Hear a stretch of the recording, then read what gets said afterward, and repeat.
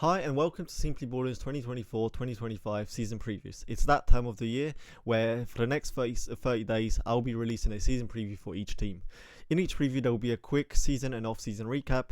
Then following that we'll be looking at what's in store for each team. We'll be looking at some of the key questions that they have, some of the positives, some of the negatives. It will be digging deeper in some of those areas. And at the end there are some final thoughts with prediction of the standings, their floor, their ceiling, some of the playoff chances, and some other fun predictions. So today we're going through the Denver Nuggets, and after the way they won in 2023, I honestly thought this was going to be the first time we've seen a champion repeat since the Golden State Warriors in 2018. And they couldn't even reach the conference finals. Life does come at you fast in the NBA, where you can have the best player in the league, you can be coming off a championship, you can have one of the most dominant starting fives, you can have all your core, you can have the young players still getting better, and that can still not be enough to come out of the second round. They still had a great season where they won 57 games. They also played around and lost out on the top seed in the West with some of the final games in the regular season. We'll never know, but that alone could have changed the whole playoffs with different kind of matchups where they could have ended up going to the conference finals or even the finals where they could have beat the Boston Celtics. Everything else throughout the season was almost just as good. Nikola Jokic won his third MVP. They were still as dominant as ever with him. They were relatively healthy across the board, except for Jamal Murray, which is also one of the biggest reasons why they couldn't get far in the playoffs. But with all that said, this was a failure of a season to me, considering everything. Even with Murray missing time and being limited in the playoffs, they still had everything to make the conference finals. They still had everything to be the number one seed, where they could have had an easier matchups. If a team is a legit contender with the best player in the world and they don't make it out in out of the second round, it is a kind of a failure to me. Especially because they still had a good enough team, even with a limited Murray. They were still in a game 7 at home, had a double-digit lead against the Wolves, and they just couldn't do it. And this obviously was somehow a bigger failure where they did get worse. They lost Kentavious Caldwell-Pope, who was a key player for them on both ends of the floor. And this is another off-season where they lose a key player from the rotation. I'm not overreacting to it. I'm not saying that that losing Pope just ends their window. I'm not saying that he's irreplaceable or that he was the fix. He fought to everything. But this is just another case of just them losing a key rotational player with not much else to replace them. They didn't do much to replace Brown. They didn't do much to replace. They might not do enough to replace Pope this year. Their offseason included getting Dario Saric, Russell Westbrook, which is another question mark in itself, and drafting Darren Holmes, who also got injured. So this was not a great offseason. You lost a key player.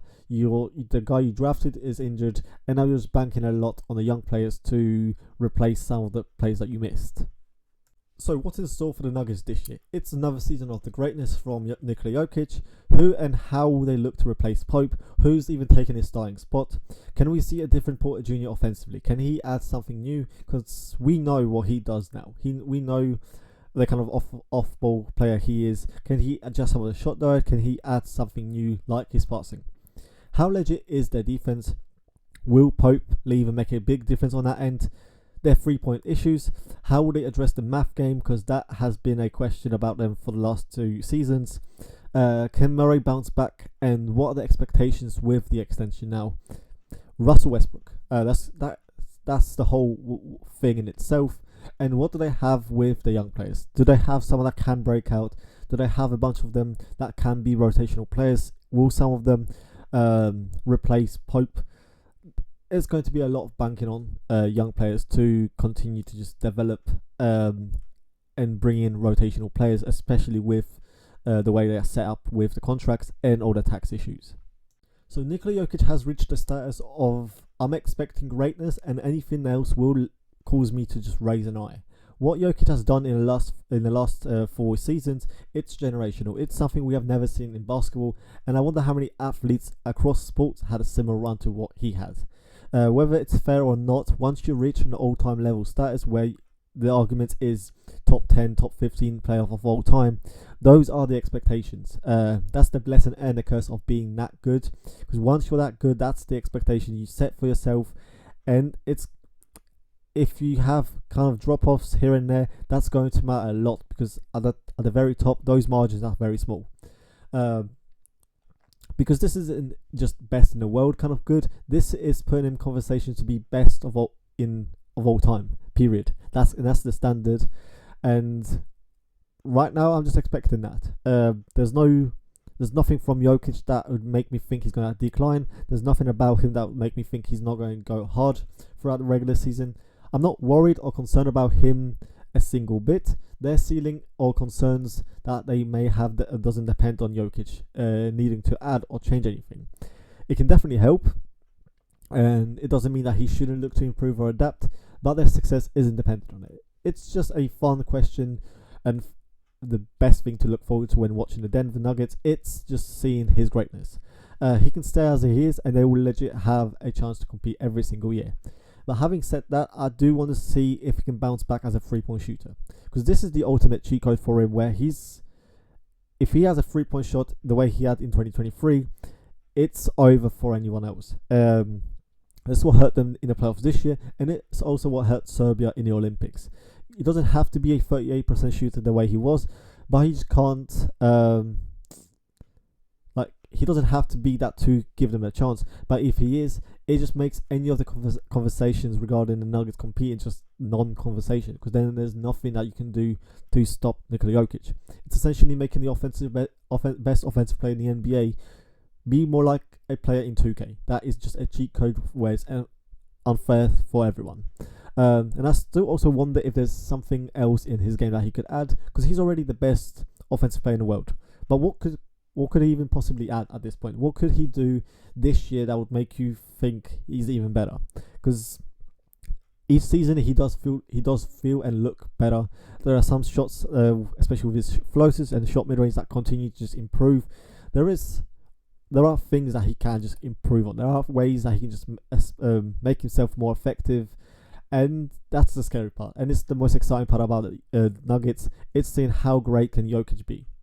But related to Jokic and the whole offense, can this team actually be better on offense? Because now it's a stupid question about the Nuggets, because considering they did have a 124 offense with Jokic on, but then that also dropped to 114 in the playoffs.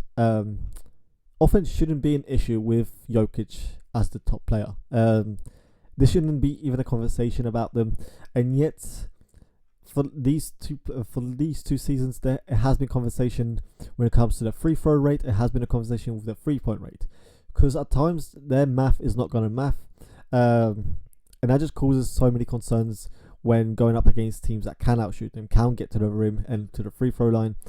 And it starts with a 3-point rate. It was 11% below average per clean in the glass, and their free throw rate, they ranked near the bottom in both categories.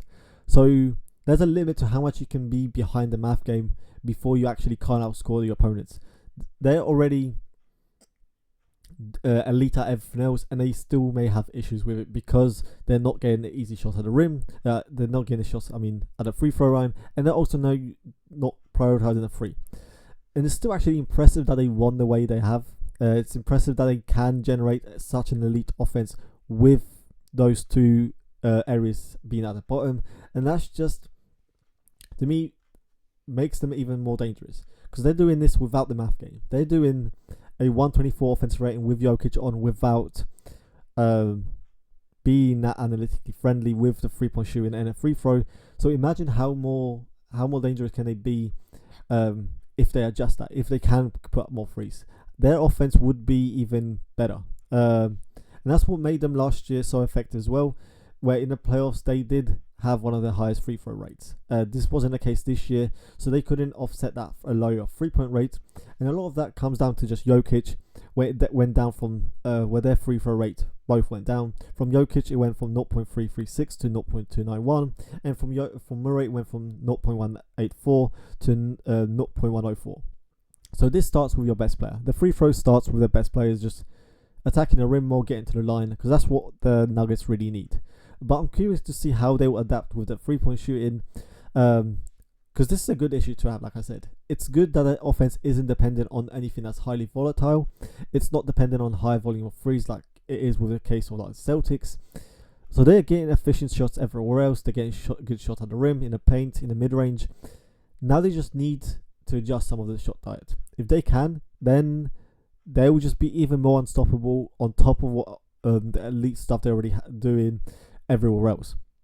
So that's the one thing I want to see a big change from when it comes to offensively this year. Staying on that 3-point shooting, one of the ways it's through Jamal Murray. He takes over 17 twos per 100 possession, and he only takes 9 threes per 100 possession. He has a 34% 3-point rate to go along with a 0.187 free throw rate in the regular season. One of those numbers needs to go higher. He's not going to suddenly become a foul baiting machine. So the thing he needs to adjust is to become a much more prolific 3-point shooter. His 3-point rate needs to be at a minimum of 40%, and even I can see a case of being 50%. That alone can change so much for him and the team, because if he's a deadly shooter from 3, defenses will have to adjust. They have to step up. That opens up Jokic. Or if they are worried so much about Jokic, because they should, then it opens up drives for Murray to either get those mid-range shots that he likes, get to the paint, or even get to the rim. So him adjusting that 3-point shot will tremendously help him. That bubble run that he had one of the higher 3-point rates then, and that's when he looked so much better. That's when his rim shots were much higher. He finished at the rim as well better, and that's the one thing I want to see from Murray. Because right now he's one of those players that is efficient but could be so much better with just a slight tweak in his game. 52% of his shots are pull-ups. 32% of those pull-ups are pull-ups twos, and he shoots 42% on pull-up threes compared to 46% on pull-up twos. So that alone has to change. In the last 3 seasons, he's shooting 43% on 5 pull-up twos, but he's also shooting 40% on over 3 threes. At one point, they're just shooting themselves in their foot when it comes to their 3-point volume. There is no reason his shot diet needs to be that drastic, skewing it towards the 2-point shooting. So I want to see if that would be an adjustment that he makes. Then there's also Porter Jr., who's a big part of this issue with their 3-point volume. He's only averaging 10.7 threes per 100 possession. It feels like a lot. It is near the top of the league, but it still could be so much higher. Because he is shooting 40%, he should be taking a lot more threes. Because he's also taking 10 twos per 100 possession at 57%. But at the same time, his third most used place on the court is shooting beyond 40 feet inside the arc. Why? Why is there a reason for him to shoot so many shots beyond 14 feet? He has improved that to over 50%, but it will be still much better to just take those contested threes where he has the size to not even have them be contested. So with his off-ball ability, his size, those long twos need to be just pushed up a bit further. This isn't the case of like Murray, where he's comfortable getting to his spots in a pull-up within that 4 to 14 range. This is just taking 14, 15, 17, 18 footers for no reason. There is no reason that he shouldn't just be taking those 20 footers coming off screens. But continuing on his offense, I want to see if we can see anything new in this game. Because right now we know he can be a highly efficient player off the ball who can score for anywhere on the court. But what about some of his self-creation game? Can we see just some pick and rolls in his game? Isolation, post-up maybe. He has the size to potentially exploit mismatches. But most importantly, can we just see him as a passer more? Because I don't know how you can only average 3 potential assists. Not even average 3 potential assists. I think he averages around 2 or just under 2. That's impressive in the wrong way, that you can be that kind of a reluctant passer, that you can't make 2 passes that lead to shots. Because I don't know what else is there to him right now. Is he just an off-ball scorer? Does he have the potential? Does he have the tools to be so much more? I'm not sure what it is with the passing stuff with him. Is it just his mindset or his approach? But I want to see something different for him this year. As always, there's always going to be a question with Russell Westbrook whenever he comes to a new team. I'm not sure what that's going to happen. It's likely going to happen the same thing what happened in Lakers with the Clippers, with the Lakers, with everywhere else post the Thunder, where he needs to adjust to being without the ball. He needs to adjust to play differently, to be more active off ball. But again, there's so much you can do to offset someone's lack of shooting, because he's still a very bad shooter. There's only so much you can do with the screening, with the off-ball cutting, with just being a active mover. There is a limit to what that can do. On the other hand, he's still someone that can push pace. He's still someone that can get to the rim a lot and draw the defense and set up guys. One of the best things he can do is set up his bigs around the paint. If he can do that with Jokic, if he can get downhill and just set up Jokic around that dotted area, that's still going to be an effective offense for them. As well as in transition, he can run the break. The Nuggets weren't high in pace. He can be one of the guys that can change something there. Him and a bench unit with the young guys can be running a lot more. I can see him, Murray, and PJ just running the floor a lot more, getting those threes up. So right now, I can see the vision with Russell. It's just all about how he's going to buy in, and if Denver is a better team that can be suited to offset some of his flaws and limitations. When it comes to the rest of the team, one of the biggest questions for the Nuggets is, considering the apron situation, who's going to contribute for them from the young players? Because right now, all of the potential improvements for them in its season is based on the young players. They can't really improve without shaking up the core. They can't improve by just signing guys. That's one of the reasons why they had to let go of Pope, because they just didn't want to go into the second apron. So right now they will have to rely on a lot on the young guys, especially when it comes to just replacing Pope. So that's another question: who's going to replace his production, his impact? Although I do think his offensive side is a bit over exaggerated, because he is a low 3-point shooter, he was still a good 3-point shooter. Who's going to be that? Despite his low volume, there isn't anyone else on the team that has his volume. And defensively, he was a big part when it comes to just off-ball screen navigations. Again, who's going to be that kind of defender consistently for them? They have Peyton Watson, Julian Strawyer, Christian Brown as the top candidates. One of those guys will have to step up to a bigger role. Those are the three players that have been on this team already for a couple of years, and they have some experience. So right now, it's up to those three players to decide who's going to be a starter, who's going to be that guy, that fifth guy for them. Right now, I think Brown is the guy. He's already been the player that has been getting the most minutes, especially in the playoffs. But can he develop a jump shot? Because a lot of will hinge on that. Can he be an average shooter at least? Because I like everything else from him. He's an energetic guy. He will hustle. He can play defense. Against the Heat in the finals, he was just torching them off with the cutting at the rim. So he's my candidate to start. But a lot will just depend on the actual 3-point shooting. Because then there's also Peyton Watson, who again has a similar question marks, and he has more questions than answers.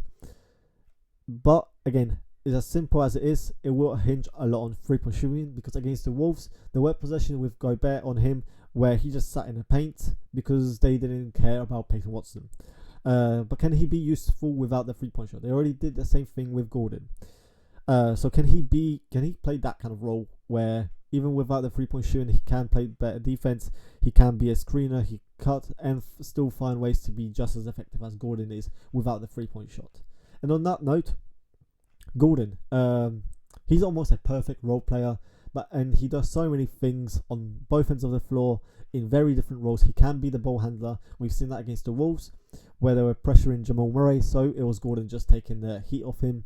He was being able to just set the offense up. Defensively, he can be a switch guy. He can guard up, he can guard down. So he is honestly a perfect role player.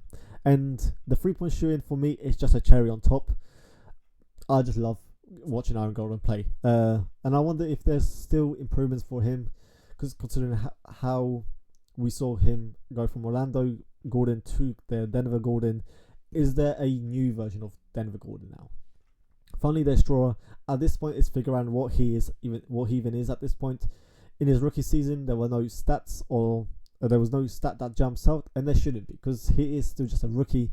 That's not a case for him or against him, but it does make things a bit more difficult to just project because it's really just projecting. So there's a lot of question marks for him.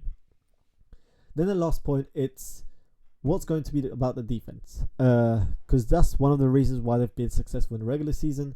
They've been trending upwards in the last few seasons. Here are the ranks on defense in the last 5 years. They were 9th this year, 17th last year, 15th, 11th, and 16th. So in the previous 4 seasons, not counting this one, they were around average, maybe above average, and that was it. This year they took a jump to 9th. In each year they were also that's also something very new, and it's something that can help them a lot. When even with the offense sometimes not clicking, even if it is Murray being limited or Jokic being taken out, they can have something else to bank on. They can have something else to just rely on. But looking at some of the defensive fallout factors, it's still a curious case to me how they've been such a good defensive team. They're second in opponent effective field goal, but they are 26th in turnover percentage, 13th in offensive rebounding percentage, and 18th in free throw rate for the opponents. So how are they doing this? A lot of it comes down to their shot profile, where they are 22nd in opponent frequency, but they are 6th in field goal percentage. They also allow the 10th highest shots in the short mid-range and are 7th in field goal percentage. They also allow the 11th highest in the long mid-range. And another stat that comes up is they allow the second fewest 3-point rate. So it makes sense how they're so dominant, how they're so good when it comes to being top 10. It's funneling the opponent into the shots that they want them to take. And having a guy like Jokic who's a big body to protect the rim, that's what they've been doing, and it's been working. And a lot of that also just hinges on Jokic having a bigger motor defensively, because that has been an issue in the playoffs, where his rim protection looks good when he's locked in, but then it can look so god awful when he just lets everyone fly in. But my question is it sustainable? Can they remain that elite defensively? Because that's going to matter a lot, because they can't be a bottom, like an average defense and compete. They will have to be around that top 10 to to continue to be that dominant, especially in the playoffs. So some predictions. They're still going to be a 50-win team. They could go as far as 58 for me as well. Their floor is going to be a 4th seed, but that's just in the same way as it was this year, where the West is so closely grouped together, and it just depends on a couple of games here and there. Their ceiling, it's still 1st seed with an offense that actually takes threes. I'm still a big believer in the Nuggets. They still should be the 2nd best team in the league, or even on par with the Celtics. Whenever you have the best player in the world with a reasonable team around him, you will have as good of a chance as everyone, and it's that simple. Top 10 talent like that will take you so far. But I'm also very curious how they approach this season, given how this one ended. To lose at home in a Game 7, one that you had a double-digit lead, that kind of loss stings a lot. And it's that kind of loss that can spark a fire in everyone, that to prove everyone wrong. We could see a very motivated, hungry Denver Nuggets team. For all the talks about Jokic doesn't care about basketball, there is no doubt that this probably hurt. They are professional athletes at the top of the world, so a loss like this will matter to everyone. And this could be a kind of in a similar way of the 2014 Spurs, where they lost in 2013 and just came out blitzing in the playoffs, in the finals, the way they did in 2014. So I'm excited to watch the potential of this team that are so motivated, that have a chip on them to continue to compete for a championship. But there's still a lot of work around here, still a lot of questions, like who's the 5th starter? Can he contribute in the same way as Pope was? Can that person add something new and different? And then there's a whole question about the offense. I'm really curious about how they will approach that, considering they are still just elite with Jokic on, but it's just tweaking a few things here and there to become even more dominant. So overall, they're still a great team. They will win a lot of games simply by the fact that they have Nikola Jokic. They won almost 50 games with Will Barton and Monte Morris. So I'm not going to think they're going to lose games because they lost Caldwell Pope. Their playoff ceiling is still a ring, and anything short of a conference finals will still again be a failure for me.